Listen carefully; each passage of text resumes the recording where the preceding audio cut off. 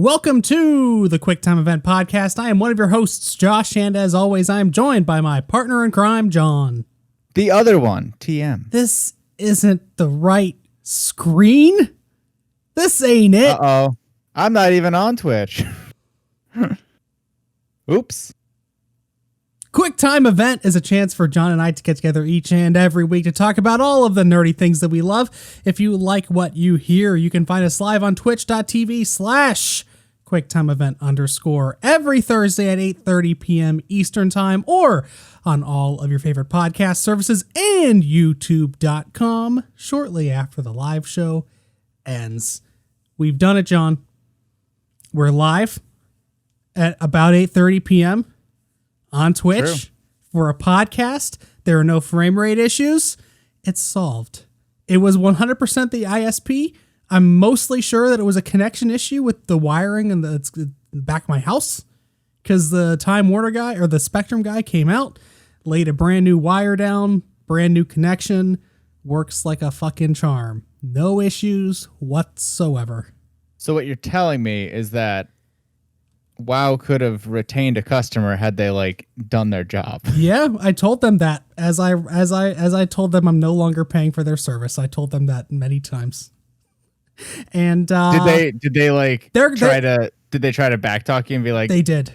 No, yeah. that's not entirely what happened. Oh no, they didn't do that. They just kept apologizing. Basically, they're like, we'll give you a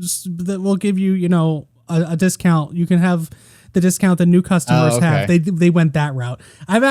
They called me 5 times today. Wow. Only left a message on the 5th call. And the 5th call, they were like, hi, my name's whatever the hell from wow.com. We're really sorry that that you're leaving us. If you want to give us a call back, I can talk you through all of the great offers that we have for you. And I'm not calling them back. No. Wow. So basically, it's a bad breakup for them. This could have been fixed in December when that dude came out to my house and looked at my router. He never went back and checked the connection. I'm like, I even asked him at the time. I was like, hey, I read on the internet about sometimes copper wiring when it gets cold can is it could it be in a connection issue? And he's like, definitely not. No, it's the router. No. How dare you suggest how dare you suggest that? And I'm getting your router looks fine. I think it might be this Ethernet cable, even though the Ethernet cable works when I connect it to anything else. You should get a new cable. It's probably that. Bye. And then he just left. Peace. Had he looked at anything worthwhile when he was here back then, well, maybe I would be paying you money still. Yep. But no. Nope. Now I'm giving my money to Spectrum. We wouldn't have spent 20 minutes last week. 20 minutes last week. About this. You know what? The 20 people that download this thing every week, and maybe whoever else is listening to this on YouTube or whatever the hell, now they know not to get WoW. Don't do it. Pay the extra $10 a month to get Spectrum, because WoW. #influencer. Yeah, there you go. Is that a new pop filter? It is. It's nice, right? It's so little. It's so cute. Yeah. It's a baby. It was way too expensive. Hey. Oh no. It was like $50. Wow. Yeah. Jesus. I don't want to deal with the giant fucking No, I get it. That's why I have That's why I have the Afro head ball thing. Yeah, right.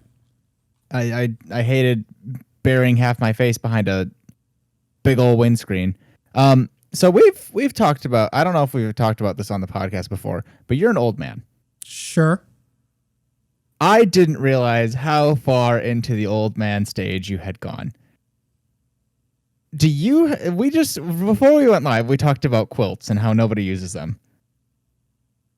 For actual you're talking about the blanket that I have on right now? It's fucking freezing in this house. It's freezing in this house. We have electric heat, which runs constantly because I have electric heat as well. I think the insulation. I have baseboard heating. I think our insulation. We don't have baseboard heating. We have a heat pump, which is a furnace, but less efficient. It's a less efficient furnace.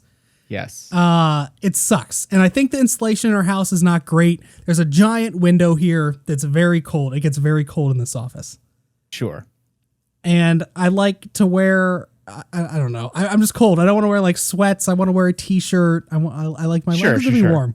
There's nothing wrong about using blankets to, I know, but it was just funny that we went from like essentially shitting on quilts Yes. to then you bring out this like beige ass old man. It's a comforter. blanket. No. It's look. It's just that side of it. Look, it's a comforter. Look, it's just beige on this side. I didn't see that side. I just saw the other. No. I don't have like monochrome blankets that we use.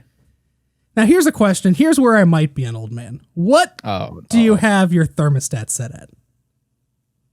So that's the fun thing about having baseboard heaters. Every room has its own thermostat. That's true. So and like it's not it's old too. So it's not like a digital I set it to a certain number via touchscreen or something like that. It's a dial. So like do you want it warmer or colder? There's no precise anything with it. Well, like it has numbers, but those numbers aren't right because I also have central air. And so like there is like a thermometer, there is ductwork, and there is like a thermostat essentially that does have a digital screen that tells me what the temperature inside my home is. And whenever I put the dials on the baseboard to like 65, all of a sudden my house is a fucking sauna, and the thingy says like, oh, it's 77 degrees in here. And I'm just like, what the hell? What happened? So, I don't know. So I set them to like, I think I set them to about 65. Like it's pretty much, it's going to heat it to 10 degrees higher than what I want it to be. Okay. So I set it, it's usually around like 69. Nice.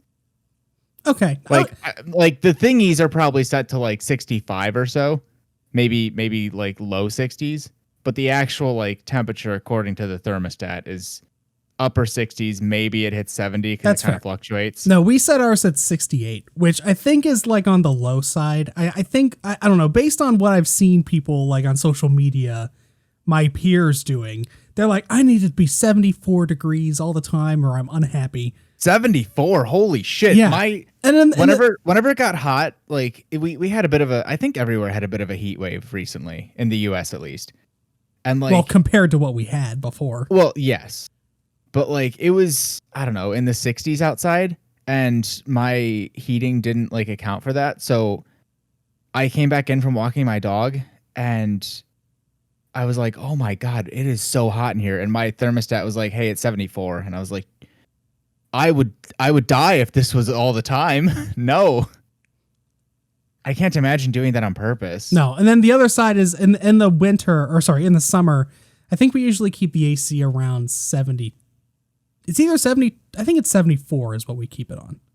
That sounds right. Whereas I know a lot of our peers apparently like it at like 64. It's like, again, how much power are you wasting? What is your electric bill?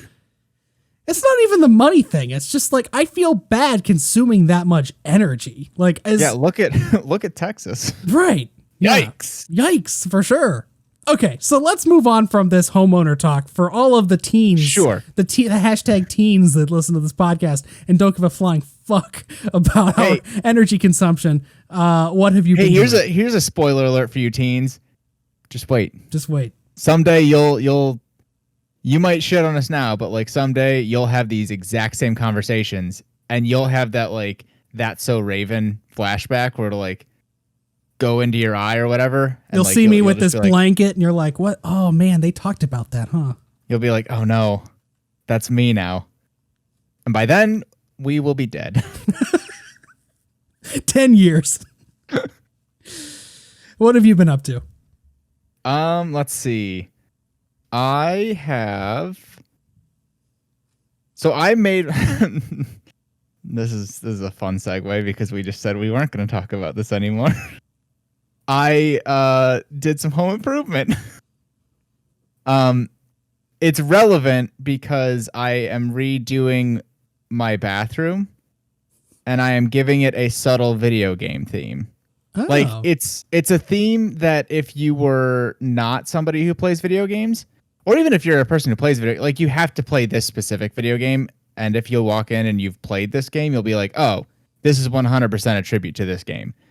But if you haven't played it, you'll walk in and be like, oh, this is just a nice bathroom theme. Like this is kind of neutral, but it's got some nice little accent pieces, and this isn't like nerdy. It's a very subtle thing.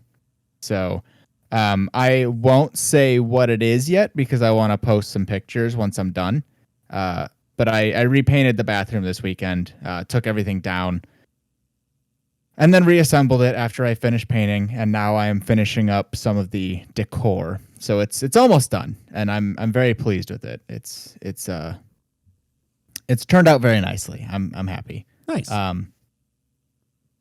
But otherwise, besides One Piece, I watched two more. You heard right. Two more Marvel movies.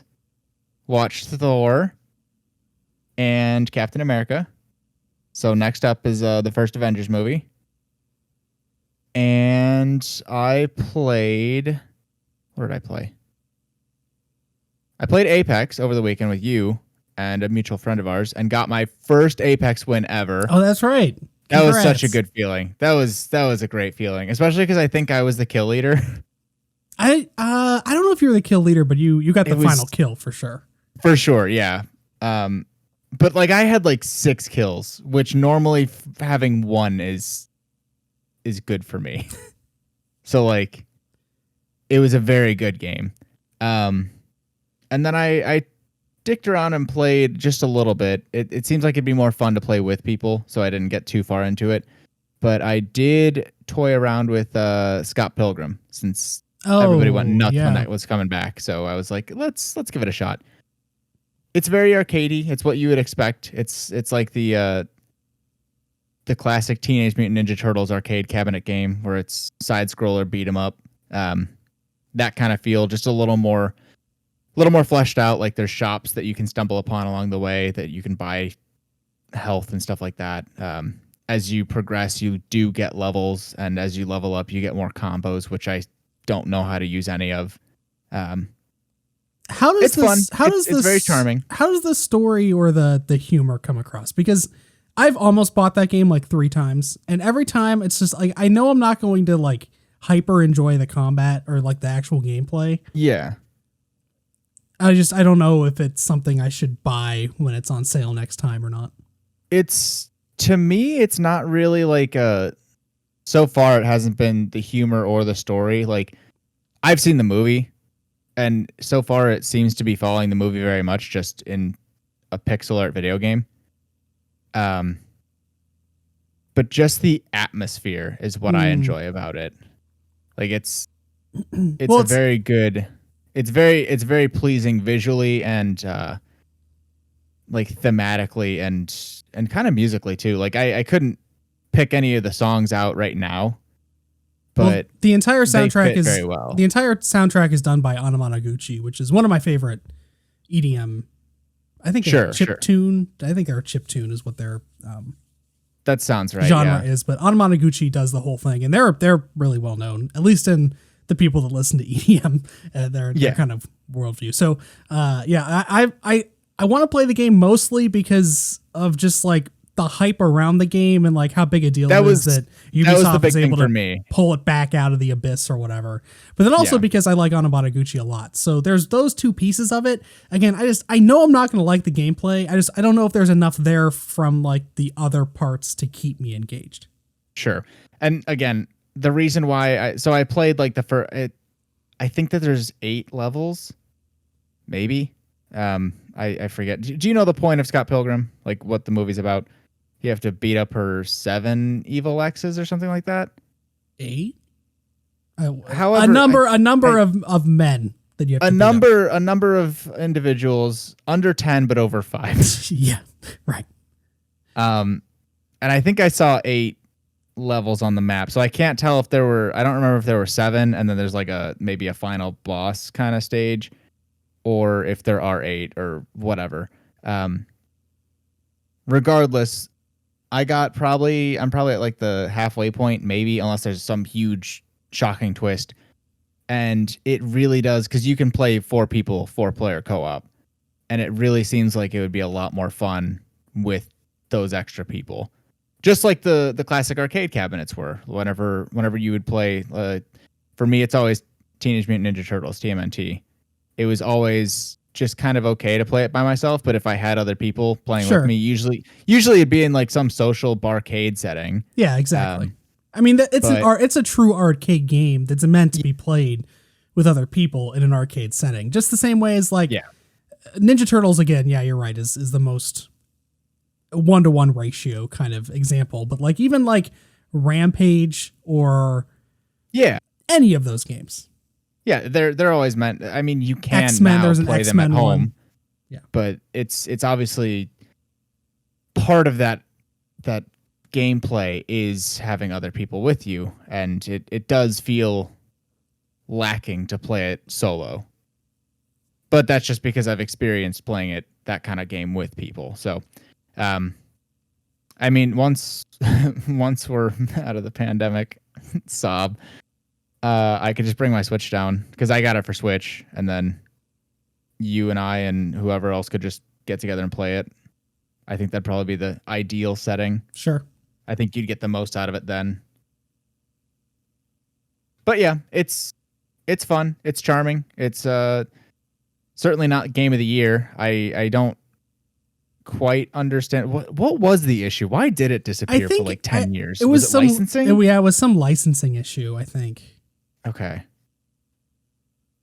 Well, regardless, I had fun with it. I don't know if I'll continue playing it until I can play with people.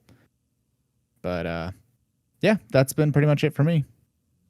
So I started off last weekend releasing my first ever scripted YouTube video. That is now. Do you have a so you have the Neum sound effect. Do you have like a clap? No, I don't. Damn. Have that. I don't have a self-congratulatory golf clap queued up ready to go. Yeah, so I got that launched. It's out in the wild. Just go to quicktime-event.net, or if you're subscribed to the YouTube channel, you probably have seen it already, but it's out there if you want to see it. Again, I talked about it last week, but it's the 5 must-play exclusive games for new PlayStation owners. Pretty happy with the reception it's had so far. I hope it's sustainable. Like I hope I see growth from that, like week over week. I don't know if it was just sort of like the first time releasing something, or if I just happened to get picked up by the algorithm or what. It's not like I got like an astronomical number of views, but I didn't suddenly get the gold YouTube play button for having a million subscribers. No, not for one video. I did get like 50 times the number of views that we normally get on our. I noticed after like 24 hours, you were sitting at something over 500. Yeah, we're at about 11 or a little over 1,100 now. So wow, impressive. Yeah. So I will see. I'm planning to shoot the next video Saturday. I have the script written. I'm gonna take a look at that tomorrow to finalize it, hopefully, and then shoot it. I think that this could turn out good. I'm just worried that it's not going to be able to come together right. Also, I have not give a little teaser, a little tease. It's pandemic inspired. Oh, okay. Yeah. There's a little tease. So that should come out next Saturday. So we'll talk about it maybe a little bit more next week. But sure. Especially if you're filming this weekend, you'll have a much better feel for how things are going to kind of pan out. So that's up. I did it. I did the thing. Gonna continue doing the thing. Then on Friday last week, I started and really didn't get to play too much of it. There was like so much just weird stuff happening this weekend with the guy coming out to switch out the internet, and then I got wrapped up in a couple other things that weren't necessarily related to this, but I didn't get to play nearly as much Persona 5 Strikers as I wanted to. Oh, sad. I think I've played about 5 hours or so far. That is far less than I was expecting. For sure. I figured even if you had been like busy, I figured you'd be like at least 15 hours. Well, it's like we played Apex Saturday night. I was gonna play Saturday night, but instead I played Apex, and then Sunday night I couldn't play games because the guy was here, and then there was like there's just a bunch of stuff. Sure. And then obviously I couldn't play Tuesday or today, so I'm way behind where I wanted to be. But calling sick. Yeah, for real. Of what I've played so far, it's pretty great. It's really so when Royal came out this time last year, I guess a little bit later than this time last year, but I I don't know. That was a little different because it was mostly the same game. Like I knew what I was getting into for the most part. There were going to be some new things, but I was playing the same story. It was the same characters that I've loved. And with this game, it's a completely new story for the first time since I played, I guess, technically Persona 5 Dancing in Starlight back July 2019, I guess. This was the first time I experienced a new story with these characters. And so like, it's really almost 2 years. Yeah. And, they didn't miss a beat. It's really great from the character standpoint. Like it feels like I'm back with friends. It's great. I like the combat. It's a lot deeper than I thought it would be because they implemented all of the systems into the Musou format. So like all of the Persona weakness stuff, strengths, weaknesses, all of the Persona skills, including like debuffs with like sleep and shock and poison and attack buffs and decreases, debuffs, I guess. They have all of those systems mapped into this new style of combat. And you're technically kind of controlling 4 characters at once in a way. And so there's just like so much going on that it's a little overwhelming. I think I'm going to adapt to it. It's like a 40-hour game, so I'm going to adapt to it eventually, but I'm still in the very much in the learning stages. Is it, when you say control 4 characters at once, is it like you are actively controlling one, but you can instantly swap to the other 3?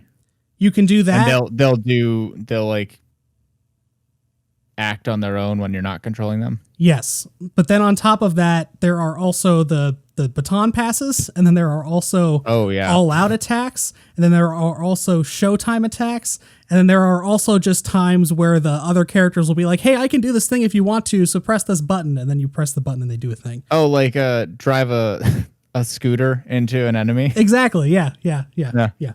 Okay, nice. So it's just there's so much going on the screen. But I like it a lot so far. It's the premise is interesting. I'm not really sure what's going on. We're all kind of in the dark together, and that's fun again. Well, most of you are in the dark. There's a couple people who beat it within the first 2 days of owning the game. Yeah, and people got it early on Friday, so technically the game came out Tuesday, but most people have had it for a long time now. So there are absolutely people that have beaten it 2-3 times already, probably. But as far as me and my friends, my virtual friends that are in this game, we have no idea what's going on. And it's fun to just kind of learn what's going on together. Nice. So hope to play more of that this weekend for sure.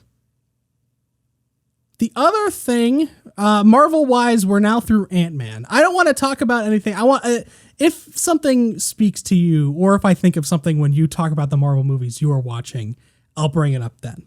But until then, I'm on Ant-Man. We're at Civil War, so we're almost done, actually. Okay. Yeah, so far, everything that I have seen is stuff that I had previously seen before. Nothing is new. So I think I'll have more thoughts and opinions and reflection whenever we're probably at the second half of like phase 2, and especially during phase 3, because a lot of that stuff is what I missed out on whenever it was, actively coming out. I feel like there was something else that I wanted to talk to before this next thing, but I'll come back to it if I remember. Do you ever just like see something and it like triggers some sort of like emotional response in you, mainly out of nostalgia, but like all of a sudden you feel very strongly about something again out of nowhere that maybe you like put down for a long time? Yes, but I could not give you an example. I know I've had this feeling. I was on YouTube yesterday. Mm-hmm. Actually, no, it wasn't yesterday. It was a couple days ago. Spending a lot of time on that tube recently. Yeah. This was just on the homepage. I don't even know. I wasn't down a rabbit hole or anything. It was just on my homepage. Sure. There was a video of, it was like the ending scene from, let me ask you this question. Did you watch the DC animated shows growing up? Batman, Superman, Justice League, those shows. Some of them. Yeah, I remember watching at least the Justice League. I don't know which Batmans I watched. I know I watched some of them. I really remember watching Batman Beyond, but like it seems so hard to find. Yeah, honestly, I don't know when it like. I would just stumble upon episodes, and it always seemed like it was a different time on a different day of the week. And I was like, where does this show? Where's the consistency? Yeah. I want to watch this. Where is it? Cartoon Network back then was so hard to read because like they had blocks of shows that you knew to expect at certain times. But like the shows that were just in syndication that were made, however, like in the past that they would just show reruns of were just seemingly random. Yeah. Oh man. Now I'm nostalgic for the old TV guide. Not the like channel, one? but the paper one. Right? I remember reading that. I'd be like, all right, what's on? Let's take a look. The Let's TV guide, and then the station that would be the TV guide, but it just scrolled for you and you had no control over it. Do you remember that fucking thing? For me, that was always like a hotel thing. I don't think we. Oh, really? It was a dedicated station in our cable package. For sure, we got it eventually, but like my younger part of my childhood, whatever cable provider we had didn't have that, or if it did, like it was on such a high numbered channel that I just didn't even know that existed. Anyway, that was a big tangent, but that's to say I saw a clip on YouTube of the ending of the direct to I don't know if it was a TV movie or if it was just a direct TV or a direct to DVD release. DVD. It was the Teen Titans Trouble in Tokyo movie. There's a clip at the end of it where Robin and Starfire like hook up. They finally get together as a couple. And that video was just on my homepage one day. And I watched it and I'm like, wow, I forgot like how much I liked that show. And specifically that I like Starfire a lot. Starfire was like one of my favorite character probably growing up. If I had to go back to teen Josh's like psyche. Yeah. Honestly, like probably one of my first waifus when you think about it that way. Fair. But like I went back and I saw that. I'm like, well, that was nostalgic. Man, you want to know? Wow. Let me finish real quick. So I went on Comixology and I just bought a bunch of volumes of the most recent Teen Titans comic that started in 2016. So I'm gonna start reading a bunch of comic books, I think, this weekend. That used to be quite possibly my favorite show. I remember multiple things. I remember setting VHSs to record episodes because like I hadn't seen them and I looked at the TV guide or whatever and it was like, hey, this episode's going to be coming or whatever. So I remember A, VHS recording Teen Titans episodes, and B, some of those like tapes that had like maybe like a movie or something or like a really hard to find episode. I in a like middle school or primary school art class made this big ass clay box that was large enough to fit like 4 VHSs, and it was a Teen Titan VHS box. Like I made it specifically for that. The fucking handle was a T. Nice. I don't know what I like painted it, but it was 100% a box specifically made for VHS copies of Teen Titan episodes. Wow. Yeah. I don't know what it was about it. It's just, I saw that clip and it's just like it was powerful enough to want to make me go consume more. Sure. And honestly, like I've been bashing HBO Max, or not HBO Max. Is it HBO Max? Maybe. Is HBO Max the one where all the DC movies and Wonder Woman just was on? I think it is. I think it is. Yeah. I think all of Teen Titans is on there if you want to go like subscribe to it to watch that stuff. So I might end up going and watch some of those. Also, I do want to watch all of the. So you know how the DC cinematic universe, the DC extended universe, or whatever the fuck it's been called, is just a total and complete mess, and most of the movies are bad. There's one or two live that are action good. Is shit. Yes, but they also started around the same time. I think it was in like 2013, a new animated cinematic universe, which I've heard is great. I've heard is really great. And after I watched that first Teen Titans clip, a couple more popped in of. There's 2 Teen Titans movies that are not the Teen Titans Go or the animated Teen Titans from the DC Oh, it's a third TV one. show. It's a new one based in this new universe where Okay. it's much more adult oriented. It's not like the other ones that we're more familiar with. It's like Teen Titans, but in parentheses, it's 18 Titans. Sure, yeah. But there's those. I think all those movies are on HBO Max too. So I think my plan is after we finish Marvel, maybe move on to those animated movies. All right. But I've tried several times in my life to get into comics, and I can't do it. Like something always just happens where I can't figure out there's just some kind of roadblock that prevents me from taking that next real step and getting sucked in. Yeah. With this Teen Titans series I just bought, it actually just ended. The run ended in November, so the entire series is out. So I bought this one series. I plan to read through that entire series and see if that finally does it.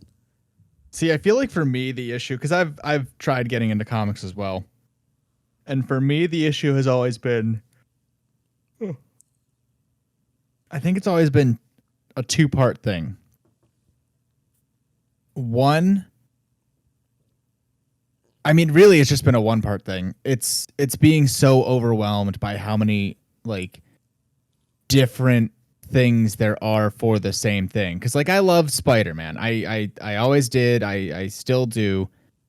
And whenever I was like, oh man, I'd love to read some Spider-Man comics, it's like, okay, do you want the original Stan Lee comics? Do you want Spider-Man Ultimate? Do you want Civil War that heavily features Spider-Man? Do you want this Spider-Man? Do you want the Marvelous Spider-Man or whatever? It's like, oh my God, I don't know.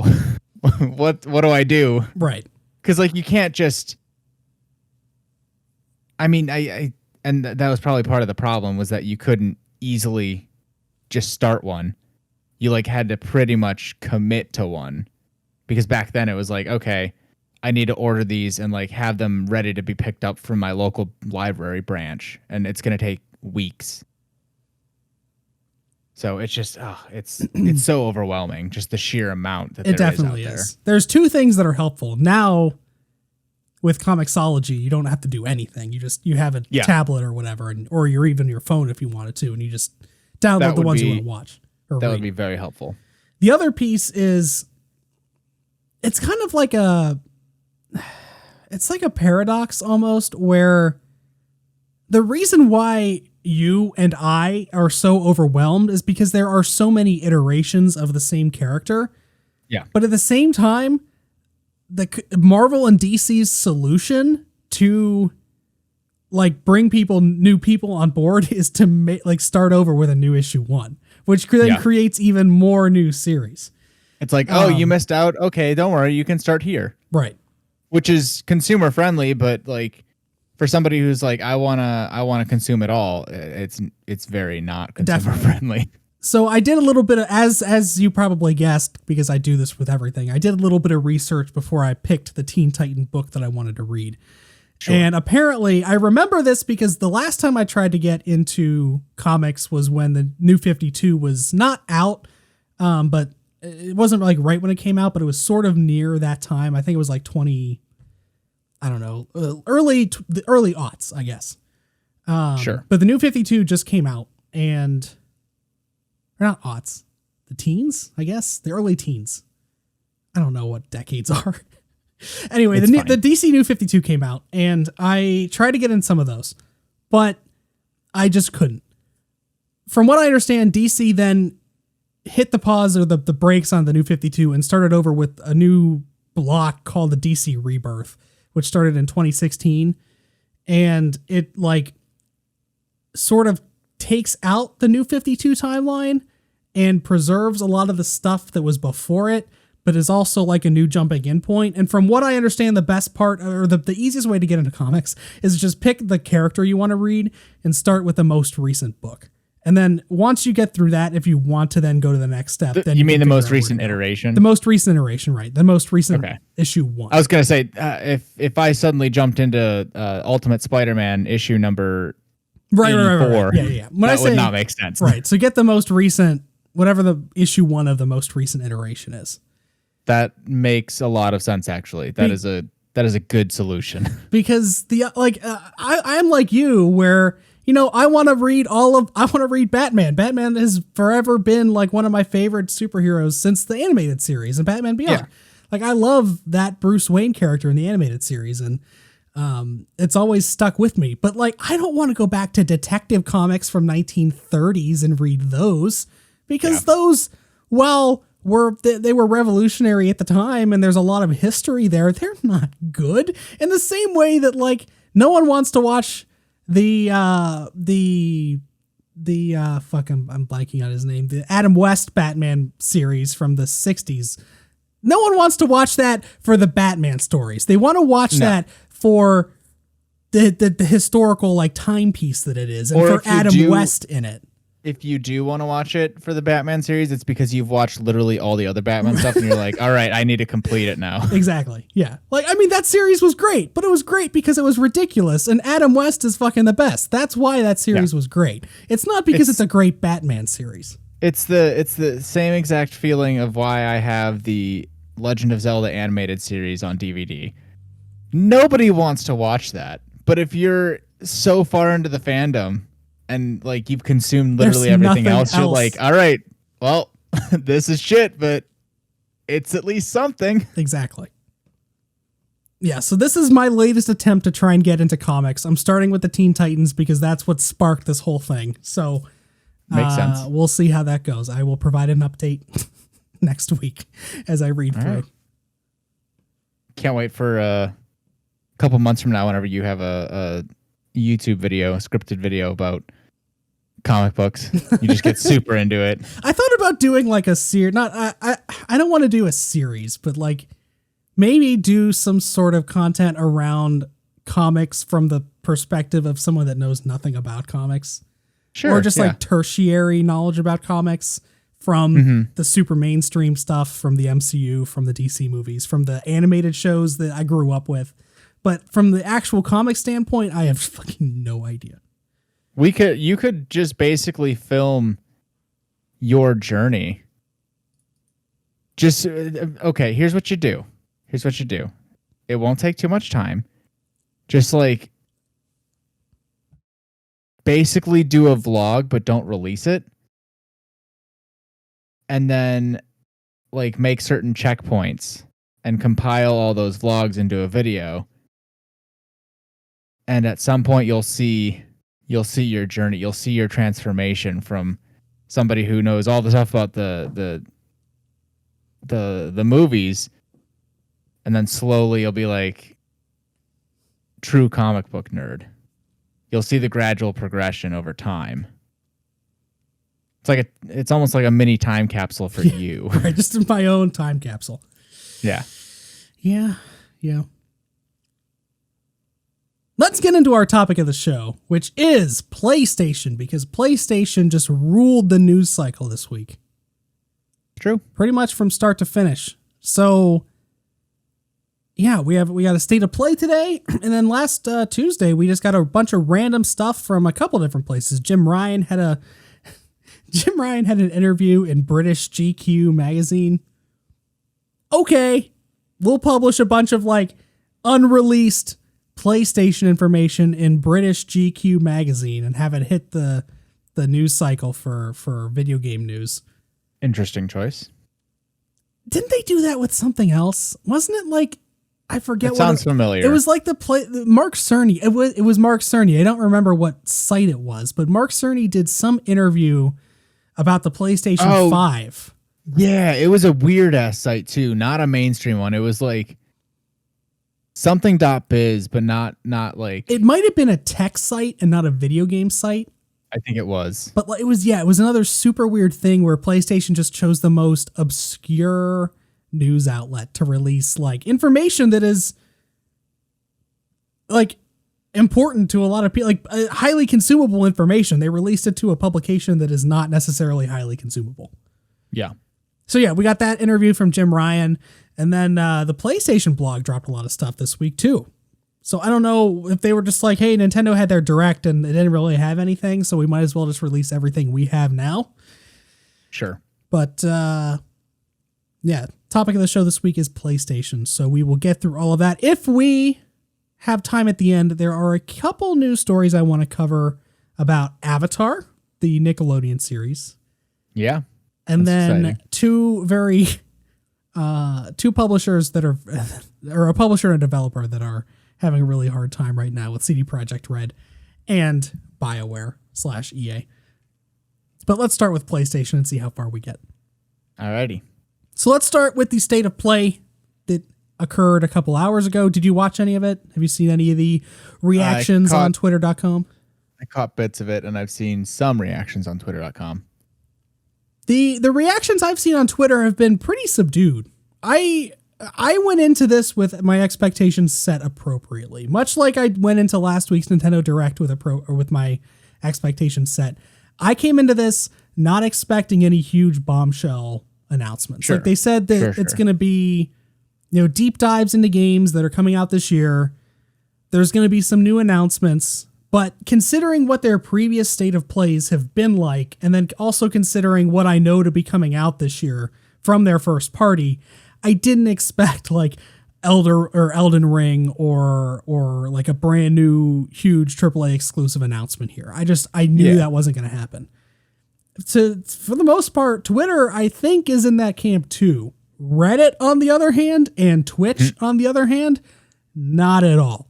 I went on the subreddits a couple hours ago, and everybody there is just pissed off at Sony for what they call the worst fucking state of play ever. And it's just like, fucking get a grip on reality, man. Oh.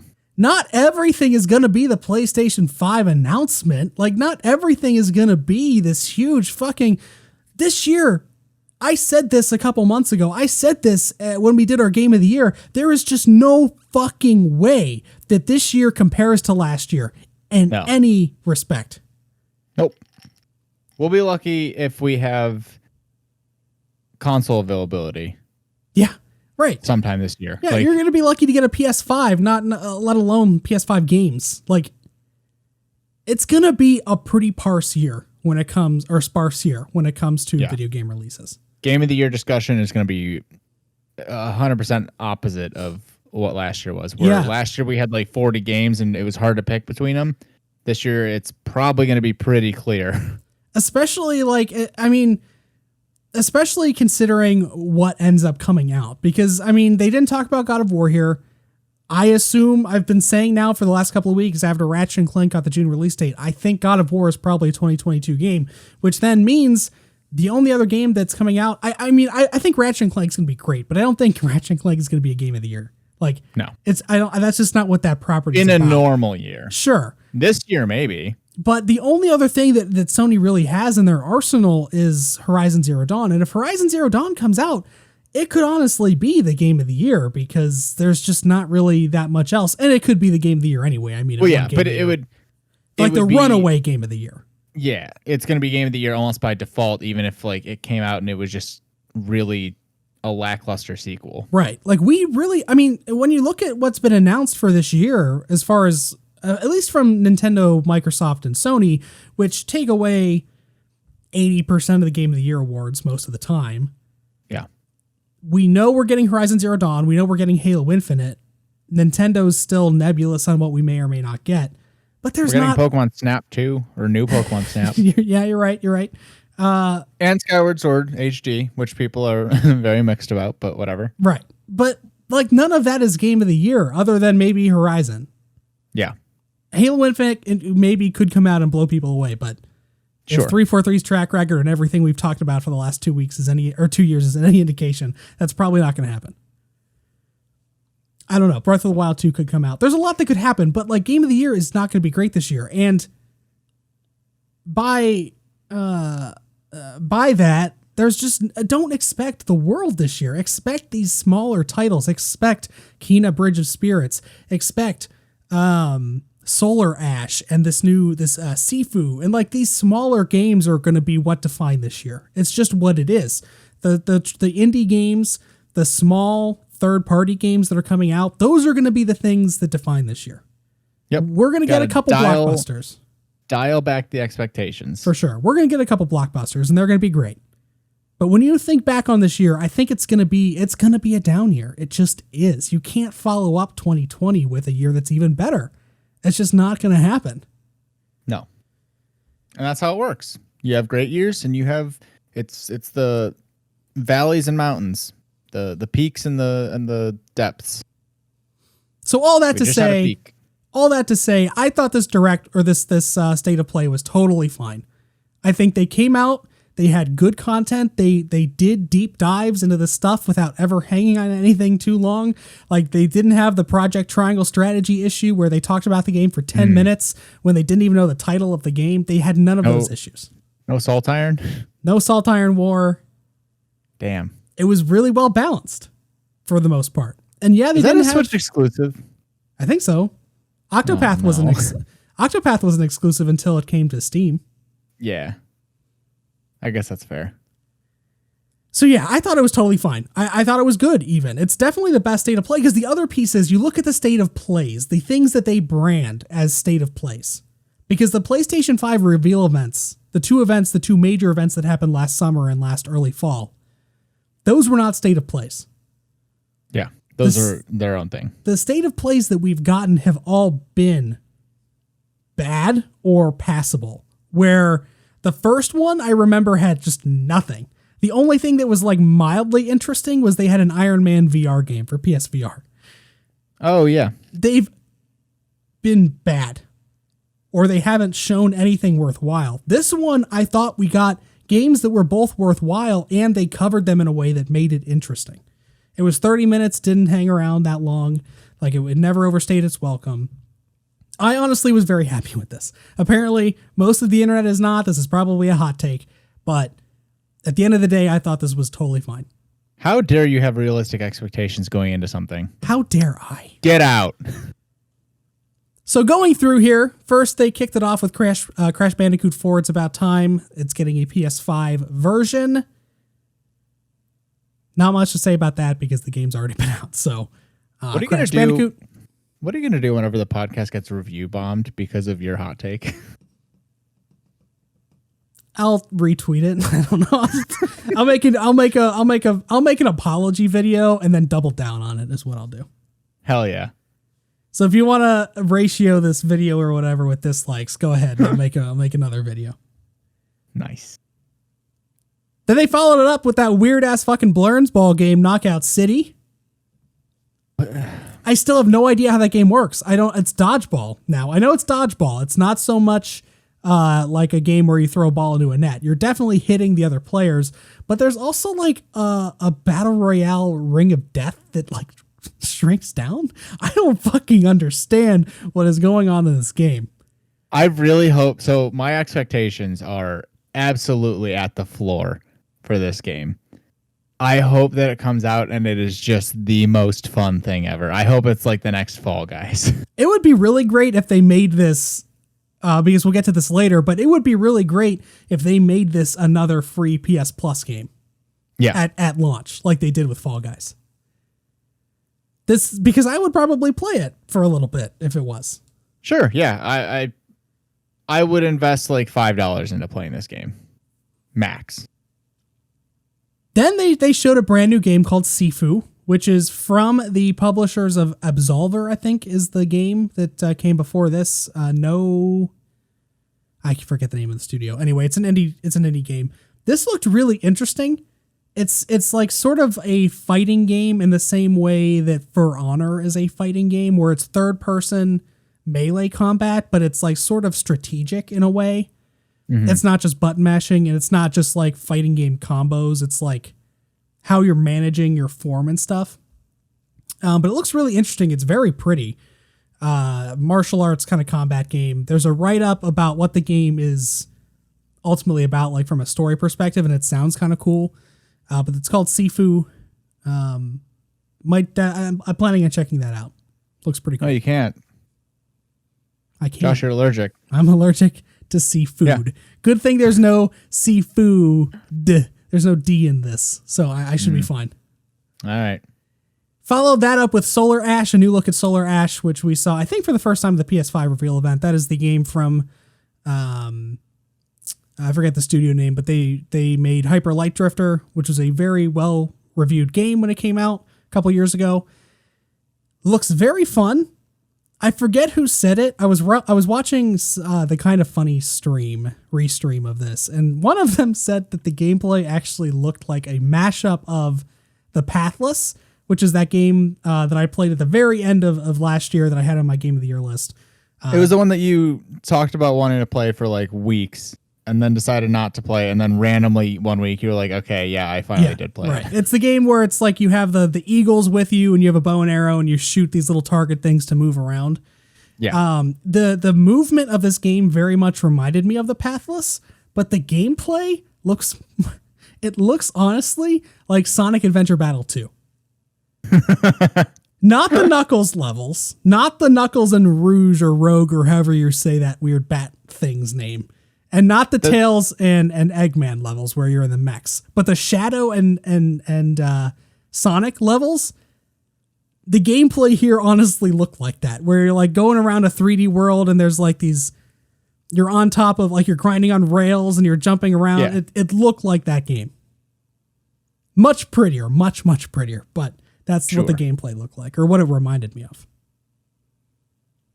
So that looks really good. Then they showed off Five Nights at Freddy's Security Breach, which is not a game I'm playing because it's scary and also it's mainly just it's scary. But from what I understand about Five Nights, like from what I've seen of that series, this game looks really good, actually. I don't know that Five Nights at Freddy's, like, has it always been a 3D like exploration game? I don't think so. I was under the impression that it was like a visual novel kind of thing. No, it was like you were stuck in the security room. Right, so it was like one screen basically. Yeah, but you could use security cameras to like essentially leave the security room, or at least like keep track of stuff. It was a visual novel. You were stationary as a character. This is like a fully realized 3D environment. Oh no!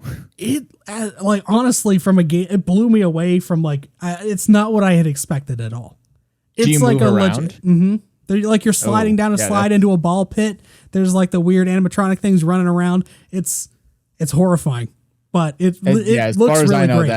that is a new idea in the FNF universe. Charles Entertainment Cheese. They showed Oddworld Soulstorm again, which is a game they've showed like 50 times now. But they did announce that it's going to be free on PlayStation Plus. Nice. In April. So you'll get that game for free. Oddworld has never been my jam, but I know people like it because they keep making these games and you're going to get it for free. So there you go. Hell yeah. Here's where things really got cooking. And I mean, now that I look at it, like they ended this. They ended this thing with a banger. The last 3 games are great, like not even just passable. These are games I'm super excited for. The first being Kina Bridge of Spirits, due out August 24th. Just gorgeous. It's a gorgeous game. Can't wait to play this with all of the beautiful effects, the ray tracing, the HDR and all that on the PS5. It's going to be a very, very pretty game. Gameplay actually looks really fun too. Very much looking forward to Kina. Nice. Then they moved on to Deathloop, which still looks really fucking cool. Yeah. Every time, and this is another game that they keep showing over and over again, and I feel like every time I see something new, I just want to tell them to stop. I'm going to play the game, stop showing me new stuff.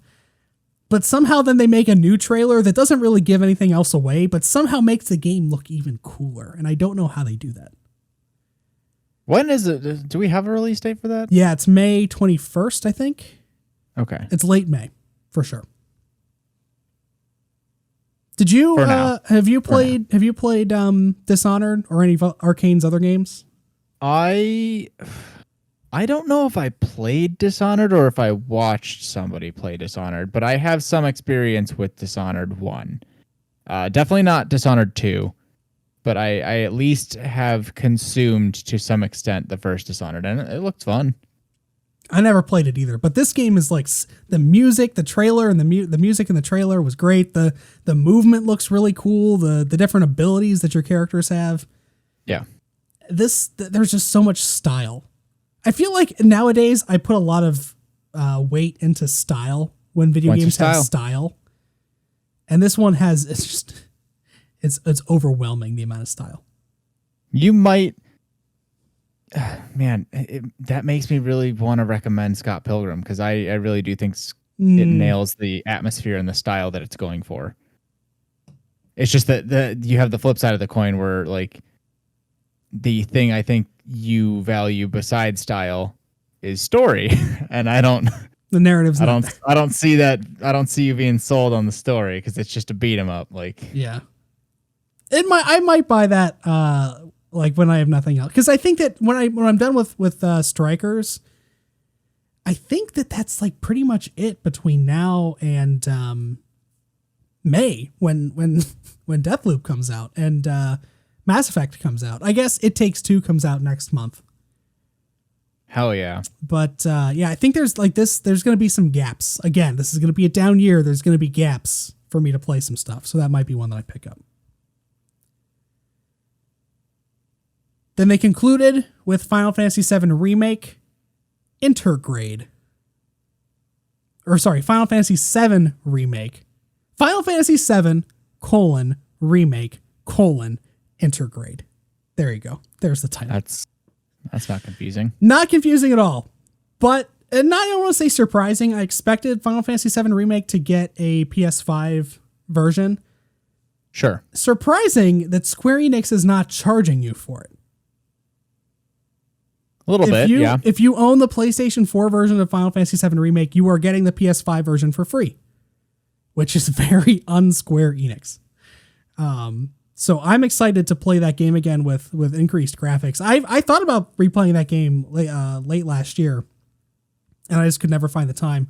So now I will have a new opportunity to do that with a new trophy list and a DLC. We are getting a DLC to the game that is not in the base game. It centers around the character Yuffie, which is a character who is not in the remake version yet. It's a character you meet after this. So like you're getting a preview of this character.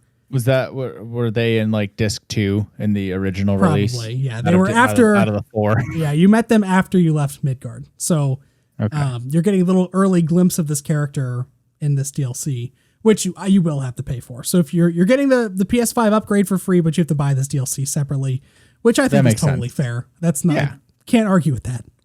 No. But yeah, lots of new features. Obviously, all of the graphical improvements. The load times are really good. There's a new photo mode. I very much expect there to be a lot of questionable in-game photography done in surrounding two characters in particular. Really, one character in particular. Without a doubt. Because you are able to move the camera around, and we'll see what happens there. But photo mode. And more Final Fantasy VII. I hope, because Square Enix has done this in the past where they like embed news about their future games in DLC essentially. So I hope that when they launch this Yuffie DLC, when you beat it or whatever, there's going to be a trailer or like some news about the next chapter essentially. Yeah. We'll find out probably like, I don't know, a day after the DLC comes out, when somebody inevitably beats it in one sitting. Speed runs it and puts it up on YouTube. Yeah, most likely. All of that comes on June 10th. So summer. Nice. Game. I will probably play Ratchet and Clank Rift Apart, and then I will jump into the DLC for that. My plan for the summer. Making those plans now because I got nowhere else to go. It's true. Any of those speak to you? You gonna be playing any of those games on your PS4? Maybe. I don't know. I wanna. Like I said, I caught little bits and pieces, but never like I want to go back and take the whole thing in, and I will have a better answer. I think it would benefit me if I sat down and like scheduled out, like not super fine, like not be like on May 12th. At 8:30 p.m. I want to play this game, and then on May 24th at 8:30 p.m., I will then move on to this game. Like, I don't want to get super strict, but I do want to make a list of games that I like, a goal list to beat this year. And not necessarily order them, because it really depends on what I'm feeling like playing. But just a set list of being like, all right, here are the games that I want to get to in some order by the end of the calendar year. Maybe I'll do that. Could be a topic. Could talk you through that. Do you have interest in Final Fantasy VII? Because I think you'd like it. Is the thing. I think that you would like it. Did you beat Tales? And you never talked about that. Oh, I burned myself out by playing it for way too long on one day. So I'm taking a little breather. Like I essentially played it nonstop for like a weekend. That's fair. So I was like, okay, let's dial it back. Let's give myself some air. We'll go back in and finish it up. But for now, let's do something else. What was the combat like in Final Fantasy VII Remake? We talked about this before, but I can't remember now. It's not turn-based like Persona, right? It's active time battle. So it's like you can like run the around Tales and combat? slash. Yes and no. You can run around and slash your sword. Mm-hmm. And you have a little bar that charges up. And once your bar is fully charged, you can use a skill. Okay. You have 3 people in your party, but you don't have to control all of them. You can switch between them in the middle in the middle of battle, and they all have skills that you can be using, but you can set them so they like heal you or use certain skills. It's complicated for 30 minutes, and then you get really used to it. But it's a middle ground between turn-based and action. Here is what I'm going to say. At 9:35 p.m. on February 25th, 2021, the 8th year of Luigi. Is it the 8th year of Luigi? I don't know. We at one point figured that out. We did the math, but I don't remember anymore. Yeah. Whatever year of Luigi it is, the next time Final Fantasy VII Remake goes on some kind of decent enough sale, I will pick it up, and assuming I'm in the middle of some game, I will commit to playing that next. Are you writing this down? No, Is it on sale right now? I think it's on sale right now. There's a big in Japan sale right now on the PSN. If it's on sale, then I guess that's the next game I play, because I'm kind of, like I said, the last thing I played was Scott Pilgrim, and I don't really want to delve too much farther into that right now. So if it's on sale, you heard it here first. What was the year of Luigi? Now I want to know. I think it was. I think I lived in Stowe, so I think it was like 2015. It is not on sale, so you're safe right now. I mean, we say safe. Like, I want to play it, but like, I don't really want to pay full price for it because I don't know if I'm gonna like it. That's totally fair. If I knew I was gonna like it, I wouldn't have a problem being like, all right, here, take my money. But yeah. I just don't know if it's gonna jive with me. No, that's totally fine. I mean, it's a story about. It's so great. 2014. John, you get to be an eco-terrorist. What's not to like about being an eco-terrorist? You get to topple capitalist regimes to save the world. Perfect. The year of Luigi was from Valentine's Day, February 14th, 2013, to March 18th, 2014. So apparently the year of Luigi's a 13-month calendar. I don't think we took that into account. That totally checks out because they're still celebrating the goddamn 35th anniversary of Super Mario Brothers, even though that happened a year and a half ago when it started. Yeah, that's true. So that checks out. It is true. I also realized that I forgot to mention one of the games on the State of Play. Housemarque's game Returnal showed up. That was a game I was interested in because it's Housemarque, and Housemarque makes amazing games from a gameplay perspective. This is their first time in a 3D world. The gameplay looks fucking cool. However, at the very end of the gameplay demo, like your character had a flashback and it went into first person, and it was a third person action game. It turned into a first person camera angle, and she was walking through a house. I think it's too spooky. I think it's gonna be too spooky. Too scary. Too spooky. It had way too many PT/Silent Hill vibes. I think it might be a little out of my wheelhouse. All right, that's fair.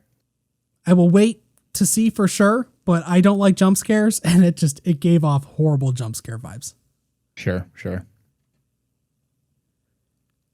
So that was the state of play. Again, nothing, mind blowing, but the last 3 games there were like really pleasant surprises. I never expected to get, I fully expected Square Enix to sell a PS5 version of Final Fantasy VII, but I didn't expect DLC, so that was really welcome. Then Deathloop again and Kina are 2 games that they're going to be bangers. So I'm happy with it. I thought it was fine. It is a little frustrating. Like it's obviously I'm fully supportive. I'm glad that all these developers are offering these upgrades to next gen consoles for free, since we are at a very we're in the puberty time of consoles where like we're changing, we're growing up, voices are cracking, all that stuff. But it does make me a little angry that they're offering all these for free, because to me that just proves that they could sell these games at a lower price if we did switch to just a purely digital market.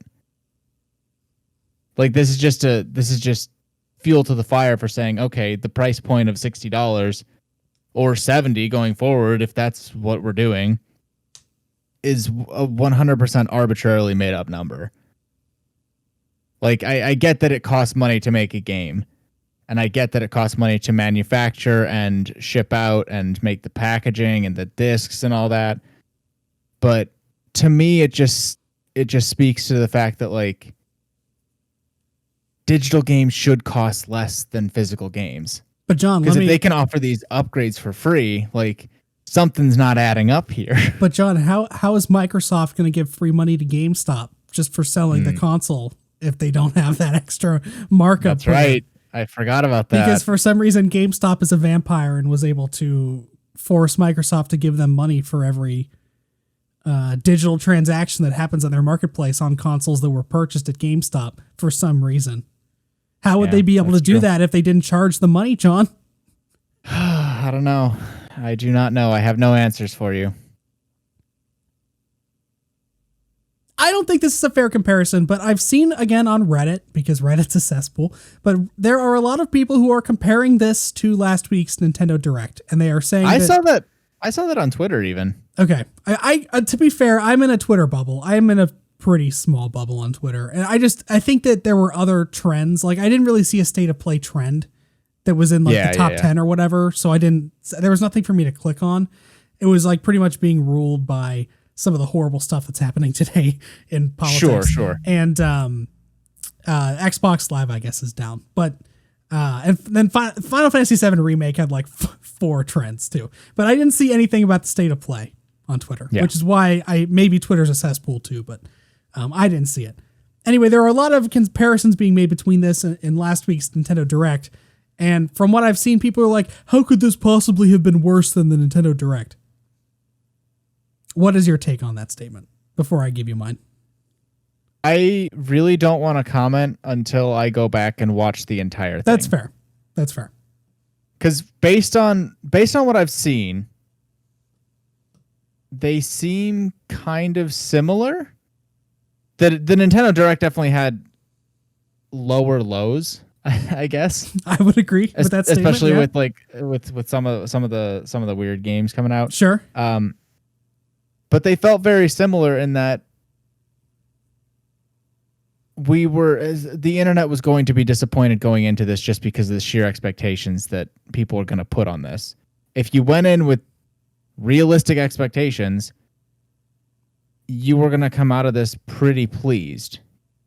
But if you go in expecting from the Nintendo Direct, if you expected like every single Zelda game and a new Zelda game, as well as Metroid Prime 4 and a new Star Fox game and a new F-Zero game and I don't know, Kid Icarus or something. If you went into that and then you brought that mindset over into here and were like, all right, I expect news on God of War, on Horizon, on at least 3 other first-party games that we've heard nothing about, and maybe like 4 new studio acquisitions and something else too. Like if you go in with those expectations, yeah, no shit, you're going to be disappointed. Totally agree. But like, just temper your expectations going into these things, especially when the companies tell you that it's not going to be like mind blowing. Sure. They're like, hey, we're a company, but we are made up of people. I 100% agree with you.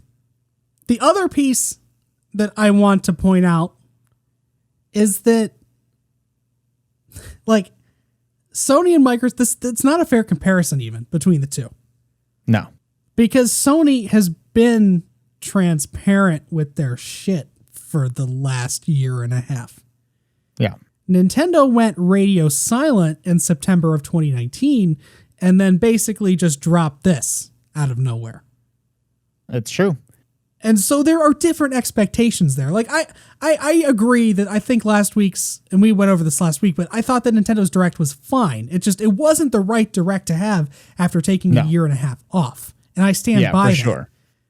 That's a very fair and valid criticism. But this state of play, after what Sony gave you last summer and last fall, and some of the other content drops that they've done even earlier this week, like, I don't think it's a fair comparison because Sony has told you straight up like what to expect this year. Here are the games that are coming out, and this is going to cover 10 games. They were upfront about it. Yeah. As a person that is plugged into the PlayStation community, I knew what to expect, and my expectations were met. Like, I understand I'm plugged in more so than other people, but it's not a fair comparison. Yeah. So let's get into some of that other news that dropped earlier this week, because there was a lot to sift through. The first thing that I saw was that they are spinning back up the Play at Home initiative, which is something that they kicked off last year when the pandemic started. I think it was April last year. They gave away a couple of free games, but this article comes from the PlayStation blog, written by the man himself, Jim Ryan, President and CEO of Sony Interactive Entertainment. Hello again. The past 12 months have not been easy, and I think we're all hopeful that we may be starting to see some flickers of light at the end of this long COVID-19 tunnel, thanks to the tireless work of the medical community and people around the world. In these historic times, the team at PlayStation wanted to thank the community by giving back. These days, we could all use something to look forward to and another reason to stay safely social distanced. So we are happy to be able to offer a free selection of great games and some entertainment offers. Last April, we launched the Play at Home initiative, offering up 2 incredible PlayStation games for free, being the Uncharted, the Nathan Drake Collection, and Journey. I like to think they helped make this year a little bit easier. This year, we wanted to go further, so we designed a series of free games and entertainment offers for our PlayStation community to make the next few months a little more fun and enjoyable. This year's Play at Home initiative is kicking off in March and extending through June. So all we have right now are the March announcements, but There will be March, April, May, June announcements, supposedly.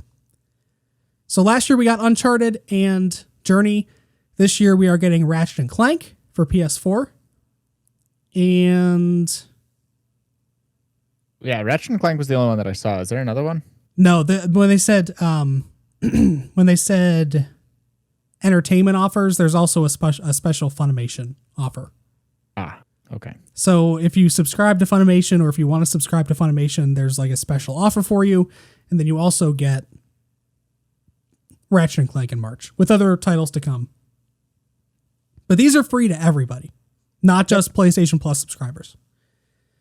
So anyone out there with a PlayStation 4 or PlayStation 5 should be able to go out and get Ratchet & Clank, which is a game that I think everybody should play. I'm not a person that particularly enjoys platformers, action platformers, but what a way to word that. Really liked this one. I don't particularly enjoy. No, we are well aware that you do not like platformers. I don't. But this one, there was something about it that I liked. Probably the gunplay and the ridiculous weapons. But sure. Ratchet and Clank was great. I'm really looking forward to Rift Apart. I think it looks great. Obviously, the game itself looks great from a graphical standpoint, and it's more of that those characters and all that stuff. But this is a game that I think a lot of people slept on because it's a remake of the original Ratchet and Clank, but it's not just like a remaster. It is a full-on remake. Definitely Time and effort went into it. Definitely recommend everybody to at least download it because you'll have it forever. Yeah, it's free. Why not? But it's great timing. Like obviously it's nice. It's also self-serving PlayStation because Rift Apart is coming out soon, so it gives people an opportunity to play the first one. It's gonna grease the wheels for more sales. Sure, basically. But it does seem like a goodwill gesture. So, yeah. And we'll see what else. This does not seem. I almost brought this up on there wasn't really a good time to bring it up, but on Tuesday, I don't know if you noticed or if you saw, there was a Twitter thing that was being promoted, and it was Takeout Tuesday. And it felt so very disingenuous because it was like, hey, get takeout from your local, like support your local restaurants, go get a meal from out and bring it home, be safe about COVID, but like still, help people stay employed and make a living. But the topic was being promoted by American Express, and I was just like, you just want people to use your credit card. You want people to spend money for your own interest. Like this is that feels gross. This isn't coming from a good place. This is for you. It's like one thing even if like Grubhub was doing it. Yeah. But it's not even Grubhub. It's like one step more abstract where it's like the company that has fake money that all of us just decide to use. Yeah. Promoting it. Yeah, that's weird. For sure. This does not feel like that. No, not at all. So, kick off Tuesday with some good news. You're getting free games. You're getting free great games, even first-party games. Is that Tuesday or is that Monday? I thought it was Tuesday. No, Monday's the first. No. This news came out on Tuesday. Oh, I thought you were saying that it's coming out, that it's available on Tuesday, and I was like, March 1st is Monday. No, it will be available on March 1st. So next Monday, go get yourself a brand new game. A brand new old game. Hopefully a brand new game for you. If you haven't played, you know what I'm saying. Go play Ratchet and Clank. It might be the next game that I play. Well, I'll probably play something over the weekend, but like it might be the next quote unquote new to me game that I play. It's not a long game, probably 15 to 20 hours. Oh, nice. Then we get some bad news. Bad news for racing fans because Gran Turismo 7 is delayed to 2022. That's really the extent of that. I have no feelings. I don't either. Obviously, racing games we have never talked about racing games that aren't Mario Kart on this podcast. And even then, we haven't really even talked about Mario Kart. So, not the people to talk about Gran Turismo with. I share your pain if you were expecting that soon. I do think it's interesting. On a conceptual level, I feel it. It hurts to have a game that you care about be delayed. For your specific game, I do not relate. I do think it's interesting that they went ahead and just said it. They just came out and said, you know what, GT7 is not ready. It's not coming out this year. They didn't say anything about God of War yet, so I don't think that hope is lost. No. I still feel like that's a game that's going to be pushed. For sure. That's not a game that you want to rush. Even Kina, like Kina Bridge of Spirits was a launch game for the PS5 and it got delayed in September, I think, of last year. It was a couple months before the launch of the console, but that was supposed to be a launch game. And so when they delayed it, you know, you would think, you know, it'd be, you know, May or like early, spring. It'd be a spring game-ish, first quarter, first couple of months in 2021. but that got an August release date in the state of play. So that thing almost got delayed a whole year, which I'm glad that they did that. I'm glad that they saw Cyberpunk and they were like, you know what? No, we can't fucking just half-ass this. We need to take as much time as we need to. So I'm happy that that happened. But like, I think that everybody's just behind. Yeah, for sure. And we would need a special guest for this kind of a podcast. I just didn't ever really think that it was that critical for game development for people to like be in an office setting together. Like, why can't everybody just have a big Dropbox and work from home? Like, what's really putting the halt on this game development? Because they're making something that exists in zeros and ones on a screen. Yeah. What is it that they don't have access to? Because I get the first couple weeks or the first couple months whenever like they were like, okay, you're not taking home this $8,000 very specially designed computer to write all this code or to make all these graphical assets or whatever. I get not wanting to just ship out all this super expensive stuff to all of your employees, but like, it's been over a year, or it's been almost a year. Is it that critical to be in an office together for game development? Like, I just never really thought that it would be. Yeah, I mean, games are obviously, there are games that have 600 person development teams into the thousands, even with like Red Dead Redemption 2, I think had. Yeah, at one point, Rockstar had over 1,000 people working on that. You've got to think that there's sub teams, but yes, sure. In total, there's a large number of people. Unless you're Andy Fox or whatever, games are a collaborative thing. Yeah. And I think that a lot of times, like when you see studio tours or when you see like vid docs of game development, a lot of these studios have very open workspaces. And I would imagine that there's a lot of collaboration that is happening constantly in those open workspaces. So I almost wonder if it's just it's literally a communication issue where like Microsoft Teams and Dropbox and all that stuff is great, but you can't just turn to your left and say, hey, John, what do you think about this? Yeah. And like emails build up and IMs build up. Oh, I feel it. Like it's, I get it. I just didn't think that like, yeah. I mean, I'm sure the actual that much. Sure. I'm thinking like the actual work itself probably isn't that big of a deal. Although like even with like testing, I don't know how they're doing QA testing. Like because there'd usually be a department with set people that are working over there and they get the builds. Now you have to send them builds over the internet, and that can maybe not be safe. We saw Cyberpunk or CD Projekt just get hacked last week or 2 weeks ago. Like, I'm sure there are obviously a lot of roadblocks that we aren't thinking of just because we don't work in that space. But sure. It's still interesting for sure.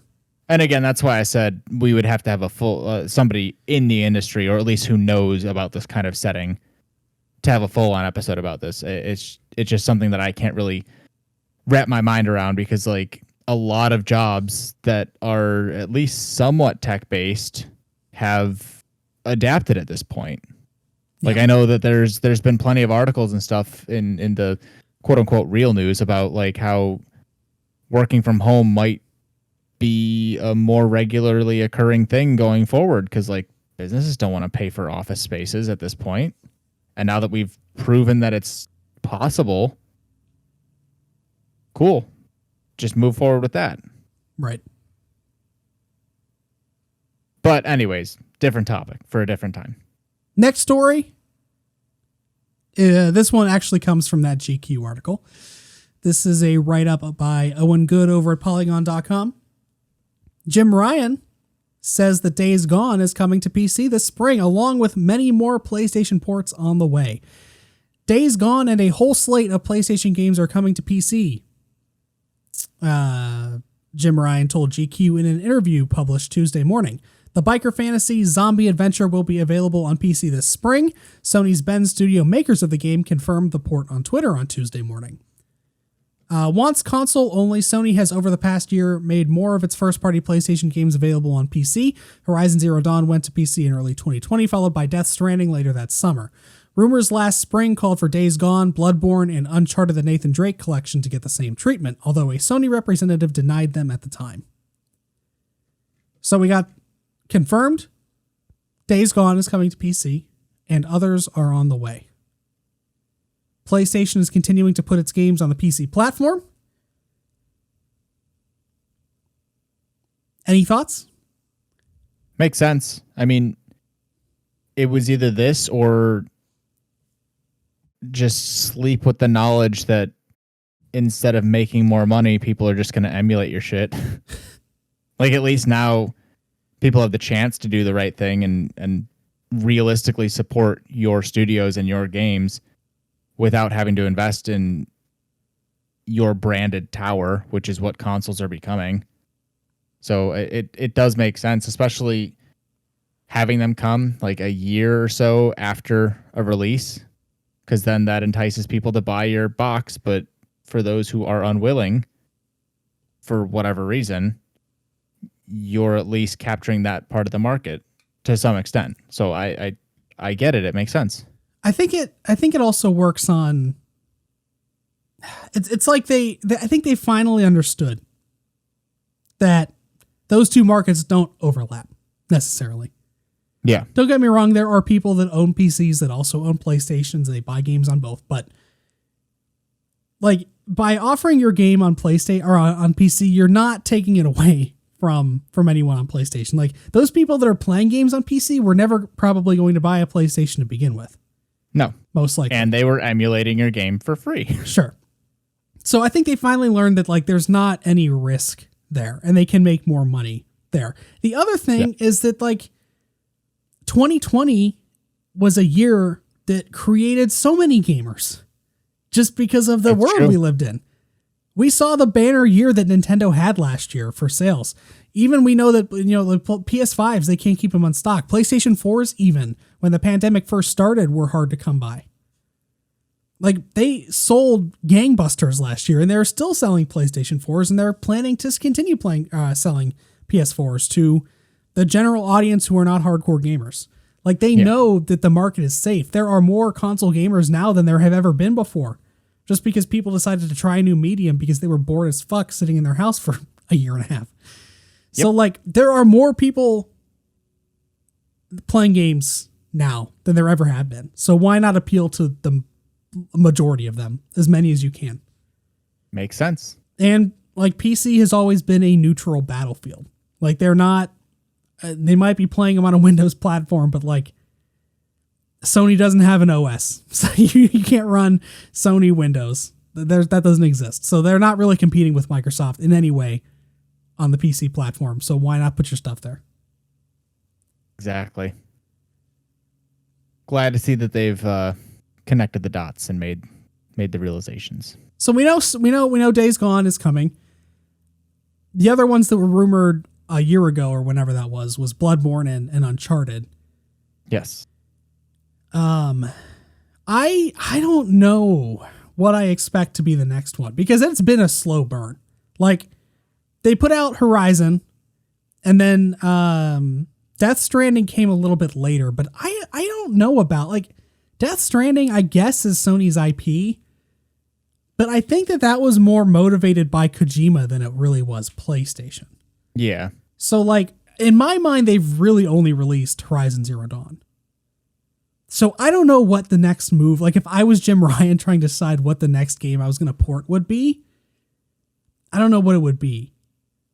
My mind goes to probably God of War is the next one.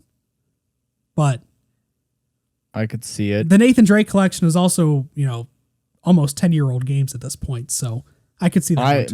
My gut reaction is Bloodborne just because the Souls game have such a prevalent existence. Yeah. They're so sought after by PC gamers. That's the one that's like, okay, I they're going to continue porting games, but I also they're still dragging their feet.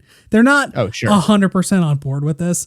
And I think that Bloodborne is probably the game that like, if I was a PC player, obviously that would be the one that I want them to port, but I feel like that'll be way down the road. if and Fair. when that happens. We shall see. Probably soon, hopefully. Next up is from Famitsu. If I can find it. And unfortunately, I don't read Japanese. So this is a translation from our friend of the show, Nibel, on Twitter. I just like calling people what if he really was? That like I've never spoken to in person before, friends of the show. We do that with Jason Schreier often. Oh, Mr. Scoops? Jason Scoops Schreier is a friend of the show. Nibel is also a friend of the show, also Wario64 and all of the good gentlemen that I follow over on twittercot.com that I get my news from. Anyway, Nibel tweeted that Jim Ryan, again, is stating that Sony Interactive Entertainment has strong relationships with licensees in Japan, and that Sony Interactive Entertainment is still interested in strengthening those relationships with Japanese developers. That's the extent of it. No big like blowout is talking about like what developers or what IP or anything like that. Just a statement from Jim Ryan saying we have strong relationships with Japanese developers. We would like to continue doing that. One of my predictions at the beginning of this year was studio acquisitions. I still think we just saw a couple weeks ago that Sony acquired a stake in the company that owns From Software. I still think From Software is the company that they're talking about here. Although I do also think that like even Sega is part of this. They've had strong relationships with Sega, with Atlas, with Ryu Gagatoku Studios that does the Yakuza series. Like they've had strong relationships with a lot of those developers over the years. Yeah. But as we'll talk about in a second, Sony's Japanese presence has definitely decreased over the years. And so this is basically him saying we still want to have these relationships. So I don't like, that's not a statement that they're going to go out and acquire a new studio. That's not saying really anything, but you can maybe read between the lines a little bit there. We will see. Again, soon. Last two stories. First is a confirmation of one of my predictions. Yeah, screw you. I predicted that we would give me a prediction. I predicted at the beginning of this year that we were going to get the PSVR 2 and we were going to get it announced. I very clearly said announced. We're not getting it this year, but it was going to be announced. Only a fool would say that we're going to get it. And it was and announced it was because the senior vice president for platform planning and management, Mr. Hideaki Nishino, dropped man, are you this. the announcer now?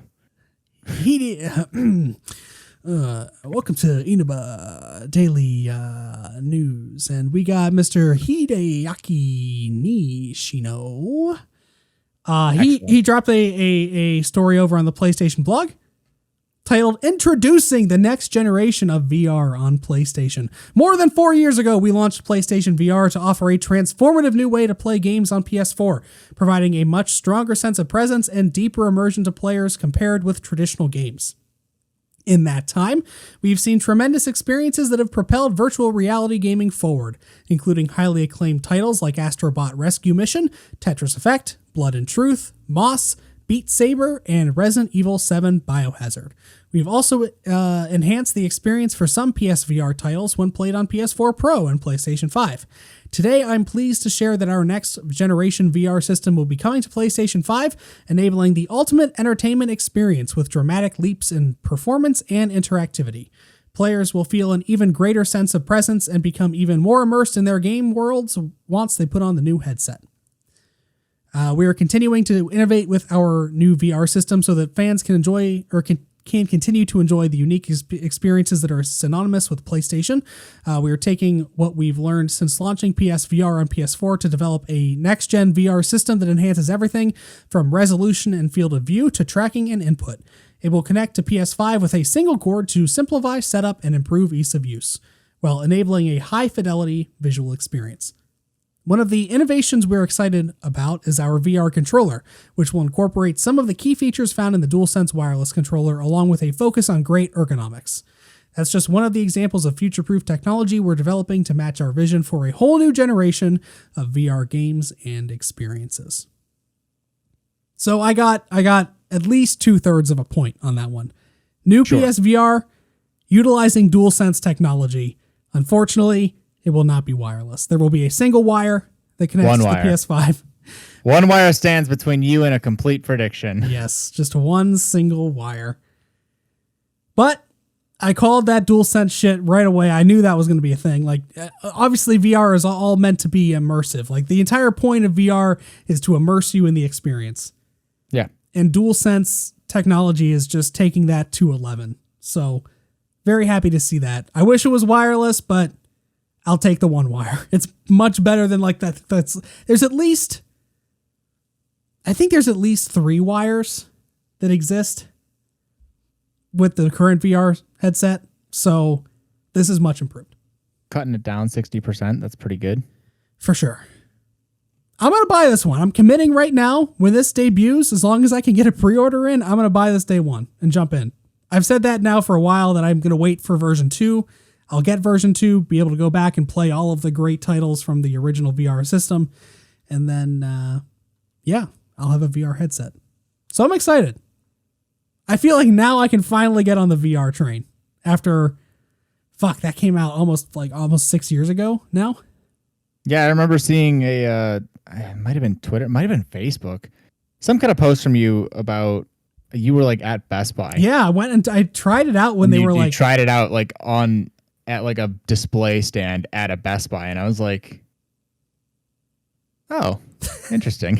Oh, yeah, I remember doing that. It was a Best Buy in Columbus, and there was just like one of the random ones that they were like taking their traveling headset on. How do you get that job? How do you get to be that guy that travels around with a VR headset and lets people try it on before it comes out?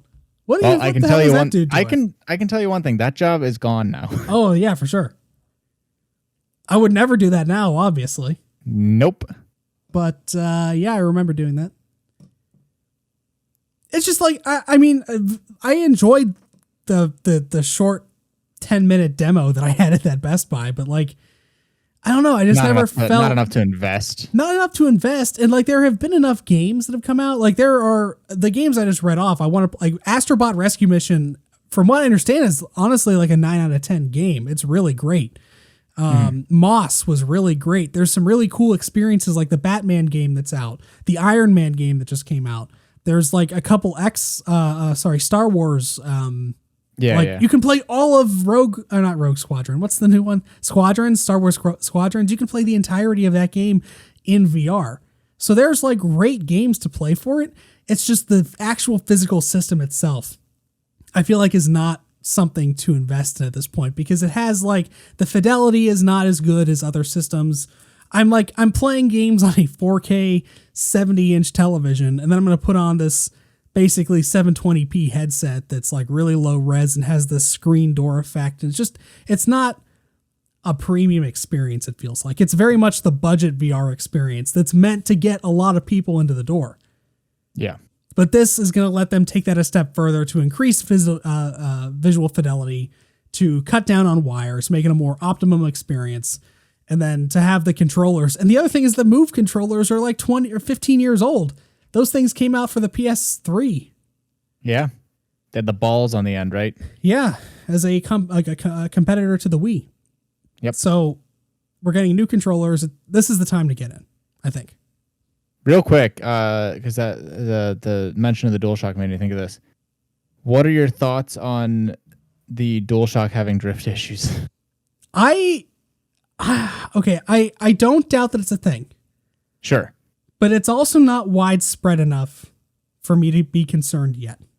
Sure, yeah. And hopefully this is a problem that just kind of goes away and that was a small batch of manufacturing issues or something. Yeah, for sure. I have not experienced anything like that on my controllers. I know what that feels like because I have very bad stick drift on my Joy-Cons. So I know what that feels like. It's absolutely wild. I don't think I've ever had any drift on my Joy-Cons. And the mine are crazy the thing original is, ones with my system. And the crazy I got thing it is, like day one. You got it day one, and those are your primary controller. You don't have a Pro controller, right? No. Those are the ones you use every day. That is and the literally Switch, all I play with. The Switch is your primary console. Yep. The Switch is something I pick up maybe once a year. And I use a Pro controller when I have it attached to the TV, which is 75% of the time I'm playing it. So, like, out of the course of the maybe 200 hours that I've spent on the Switch, 40 of them have been in handheld mode, and I'm having issues with my Joy-Cons. When you've probably put thousands of hours into it, that's crazy. Yeah, for sure. Insane. It is 100% wild. Like I found a Legend of Zelda wireless, like I forget what the brand was, but it was whatever the like not main brand, not Nintendo branding, but like the third party branding. Whatever the equivalent of Mad Catz is in the year 2021. Yeah. I saw one and I was like, oh, it's on sale. Maybe I'll get that. And I was like, you know what? I still haven't had any issues with my Joy-Cons. There's no reason to tempt fate. Why would I get this? As soon as I do this, yeah, you're fine. My Joy-Cons are gonna go. 100%. You're not gonna get those Zelda ones that they just announced? I want to, but all the bots, they bought them all. I have it on my watch list on Amazon because the thing is up, but like the pre-order hasn't hit. So I'm hoping I get the alert and I can get it in that first, like, I don't know, 3-minute window that I need to in order to actually order them. You should set Wario64 his tweets to notifications, so whenever he tweets, you're gonna get a lot of notifications. That's the thing. But you'll get the one. So many. That's why I got my PlayStations. That's how it happened. Is Wario64. I'm kind of banking on the Amazon app coming through and actually notifying me whenever it goes up for pre-order. Last PlayStation news story for the day, possibly the last news story, is that PlayStation is winding down Sony Japan Studio, which not only do I get a point today for my predictions, or you take away a point. I'm also not docking John a point, but John will be confirmed as not getting a point for one of his PlayStation predictions, was the return of Gravity Rush 2, which is published or developed by Studio Japan, because they're going away. This article comes from VideoGamesChronicle.com, written by Andy Robinson and Alex Calvin. Sony is winding down original game development at its oldest first-party developer, Japan Studio, multiple sources have told VGC. I'm going to skip through this article just to get through everything real quick. So they're basically shutting down the studio. Localization and business staff will remain in place. And a Asobi team, which is the team that's responsible for Astrobot, will continue as a standalone studio.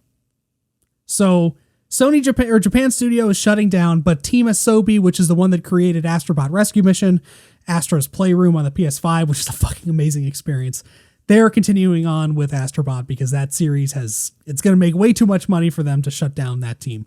So they're continuing with that team. That team is now a standalone studio, but Studio Japan is now shutting down, which is their oldest first-party developer.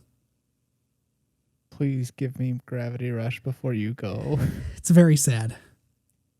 They've had some pretty high. So much fun with that game. They've had some pretty high-profile departures over the last couple of months or year.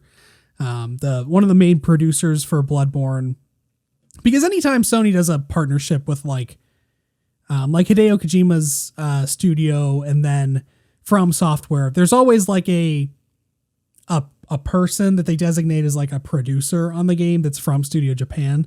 So like Studio Japan's name will be one of the first title cards on the game for the splash screen. Yeah. But they're not actually in charge of developing those games. But yeah, they're being shut down essentially because they haven't really been making them any money, which is sad. Maybe they would make more money if they released Gravity Rush 3. Although I don't know how well that game series sold. So. It didn't sell well at all, which is the problem. I mean, like the games that they have on here, Ape Escape, Gravity Rush, neck. Ape Escape, obviously, like, is this game that, like, a lot of people love, but there hasn't been a new Ape Escape in almost 20 years, probably. No, it's been a long, long time.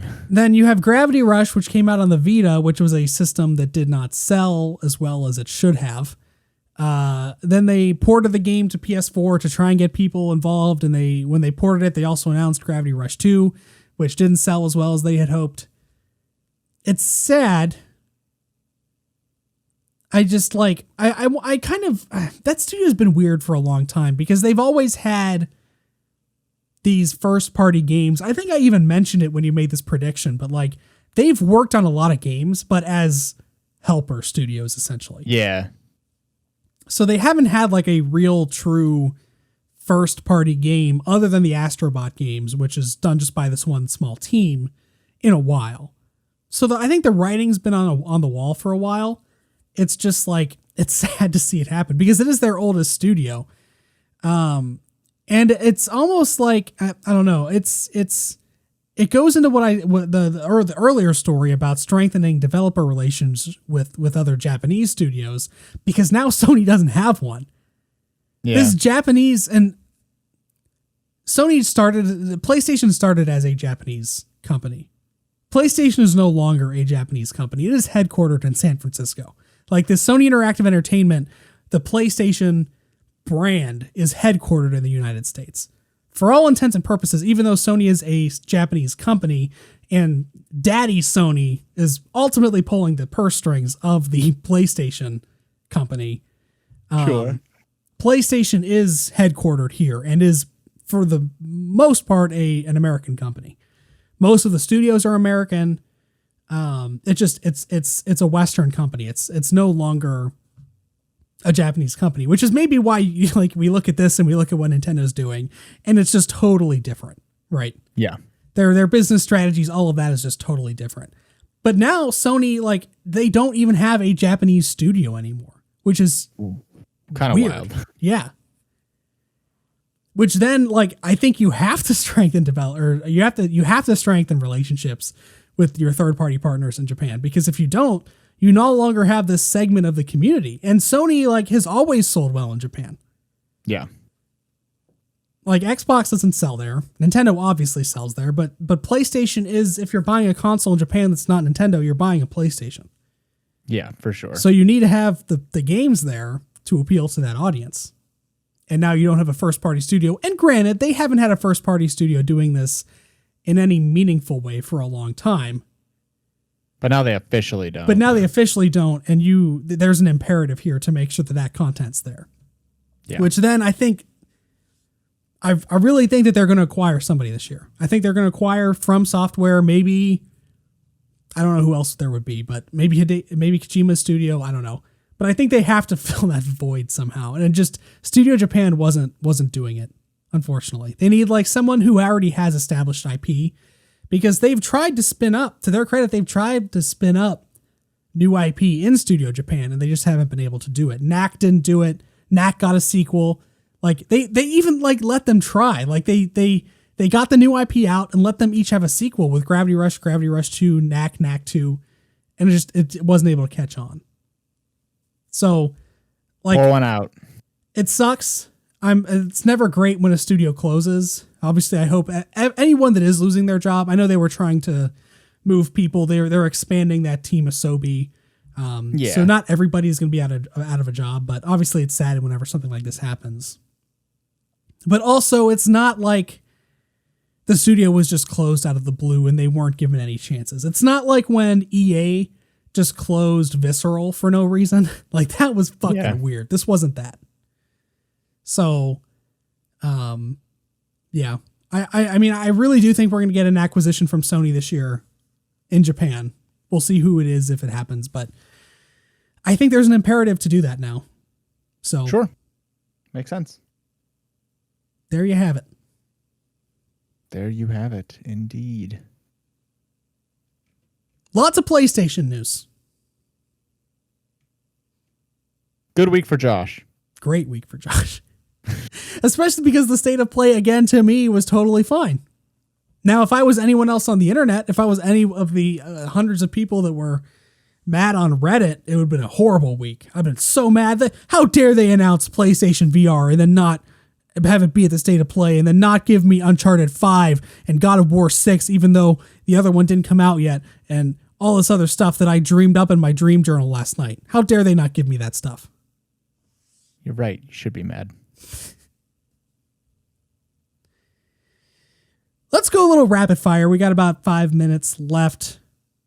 Rapid fire through these last three little news bites. I have tiny little topics too that I forgot to add. Uh-oh. They're very short. They're more just blips that I wanted to mention.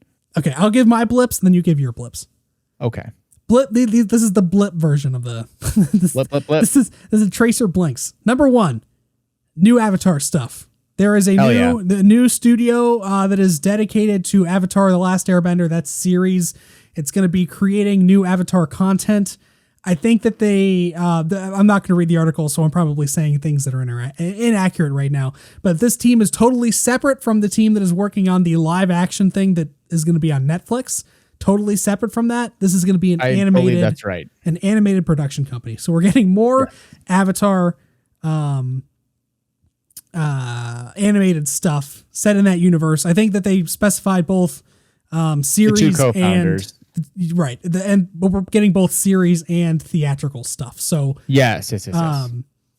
That's exciting because I don't think anything live action is going to be good. There was something that came out on Twitter the other day that really rubbed me the wrong way about a character decision they just decided to randomly make about two of the characters in live action. Somebody's now older. Yeah, why would you switch Sokka and Katara's age? That doesn't make any goddamn sense. Why would you do that? There's literally zero reason to do that, but they decided to just, Katara should be older. No, go fuck yourself. Whoever at Netflix decided to do that. You know what I love?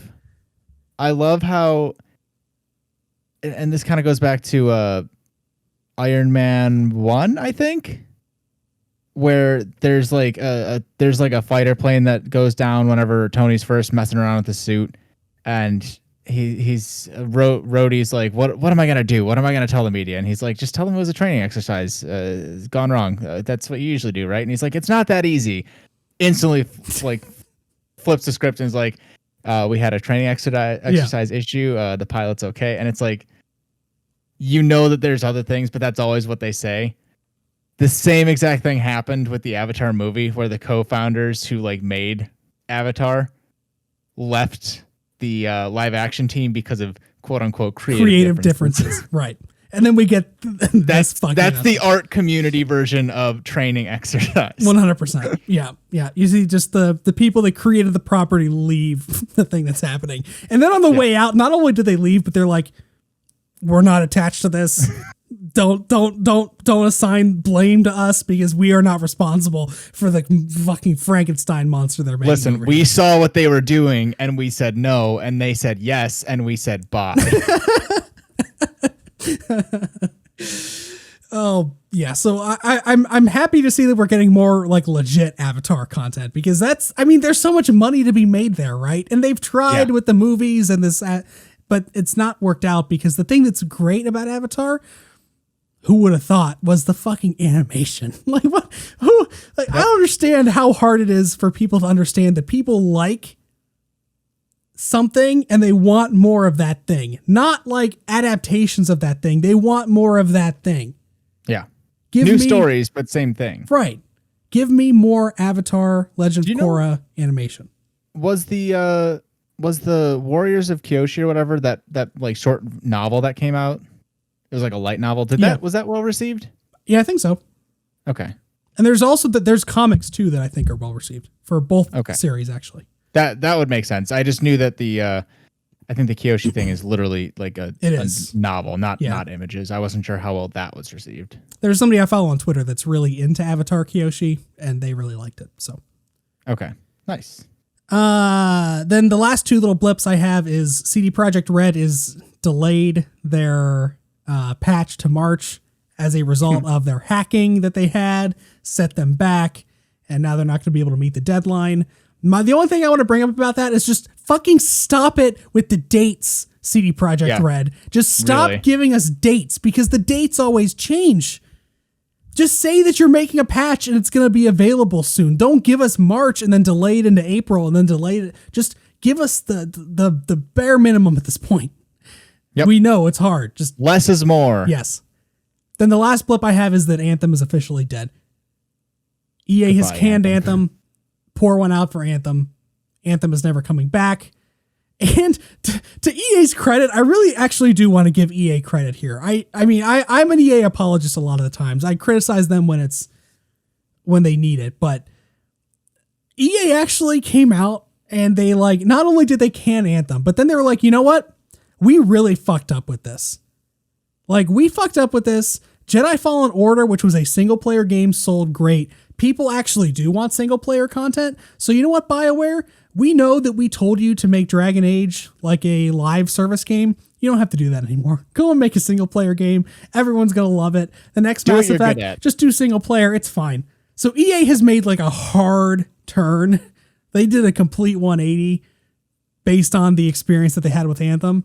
And you got to give them credit for that. You knew that they were going to, at least in my mind, they were going to be hard headed about it. They were just going to push forward. And these games were going to come out, they were going to be bad, and then BioWare was going to be shut down. But now there's a chance that that's not going to happen. So it's incredible how hard it is for a basic lesson to get through to a major company. For sure. What are your blips? My blips are, first off, we are getting a Pokemon Direct tomorrow, so that's exciting. What? Did you not see that? No.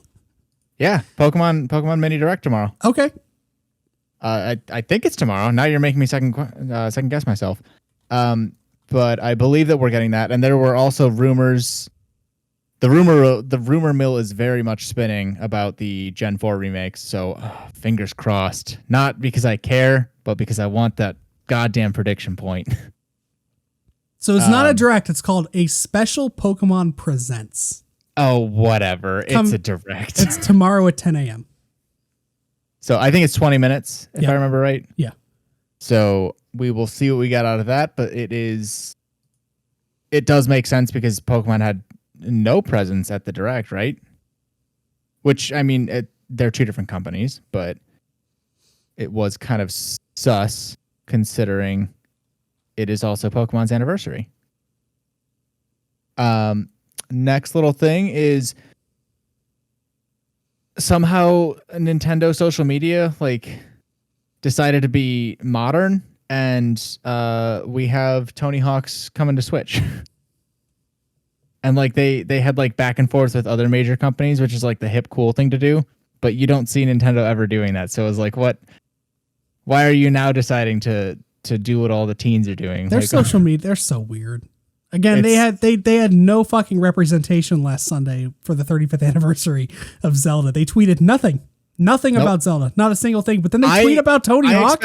I expected a tweet, and I didn't even get that. Nope, no tweet. Very weird. Yikes.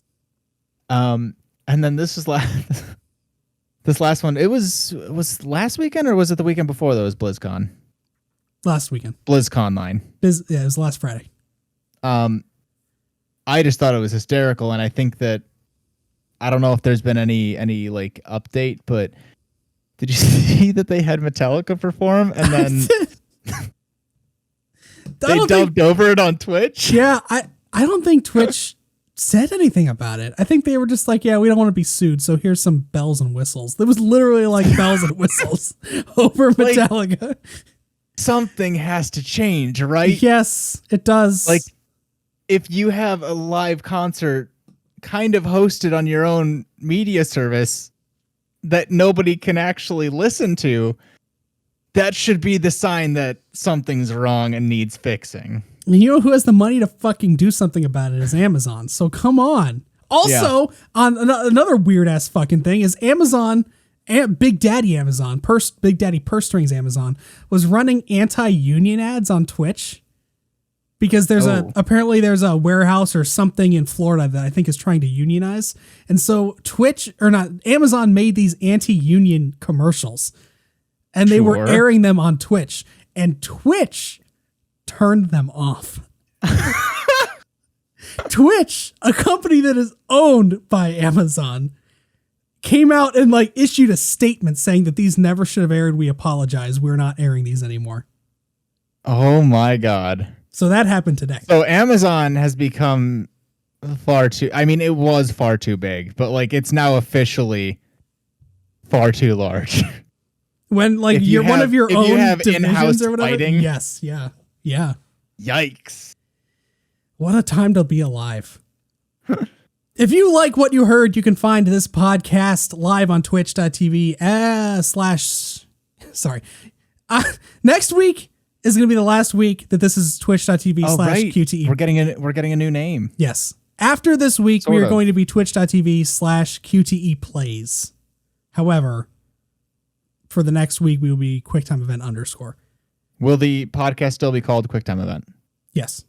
But the Twitch name is going to be QTE. Yeah, no, that makes sense. Are you going to change it like as soon as we go off air? Pretty much, yeah. Then the podcast is also obviously available on all of your favorite podcast services and as a VOD on YouTube. You can find me on Twitch. No. I'm trying to get into a new flow and it never works. Like for the first 2 or 3 weeks. Too many pieces of change. I stumble over it and then eventually I get back into the rhythm and then I change something else and then I get thrown off again. You can find me on Twitter at Josh Clasen. John is on Twitter at John Kameko. Please join our Discord server for a bunch of hijinks. You can find the link to that in the Twitch panels and the video description below. Come join the Discord server, interact with us and our friends. You are all our friends if you join that Discord server, so come be friends. John and I will return on Tuesday for the next episode of QuickTime Event Plays Persona 4 Golden. And Mothman is the main persona right now. Yeah, Mothman. If you like Mothman, you got lots of moths. Come watch the moths. Long live Mothman. Anything else for the good of the order? No. All right. Well, all of you have yourselves a good night, a good weekend, and we'll see you next time. Goodbye, friends. Bye.